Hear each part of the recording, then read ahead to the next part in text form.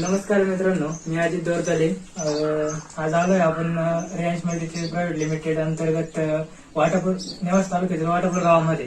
तर आपण या वडकर पाटलांना रिलायन्स अमृत दिलं होतं काही दिवसापूर्वी. तर आपण त्यांच्या तोंडून त्यांना ऐकू की त्यांना काय प्रॉब्लेम होता आणि कसा रिझल्ट आला. नमस्कार. नमस्कार सर. आता तुमचं नाव सांगा. ओके. आता तुम्ही रिलायन्स अमृत ज्यूस घेण्याच्या अगोदर तुम्हाला काय काय प्रॉब्लेम आला? माझा मनकेचा प्रॉब्लेम होता. डॉक्टर मनकेचं ऑपरेशन वगैरे सांगितलं. हा. तर किती दिवसापासून तुम्ही हे प्रोडक्ट घेताय? 3 महिने झाले. 3 महिने घेताय. मग कसा रिझल्ट वाटला बरं तुम्हाला?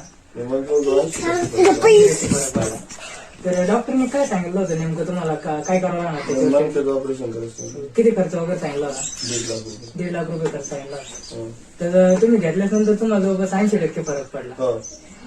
मग आता तुम्ही काय सांगू शकता इतरांना का हे औषध घ्यायला पाहिजे का नाही घ्यायला पाहिजे? कसं रिझल्ट वगैरे काय सांगू शकता? केमिकल शारीरिक औषध खरंच फरक आहे. हा. फरक पडायला उशीर होतोय. हा. पण फरक एकशे थोडा टाइम लागतो पण रिझल्ट 100% भेटतो आयुर्वेदिक. तर बघा निश्चित हे रिलायन्स अमृत ज्यूस आहे. तर यांना जवळपास 1.5 लाखाचा खर्च सांगितला डॉक्टरने. मणक्याचं ऑपरेशन करलं आणि मणक्यामध्ये कॅप आहे.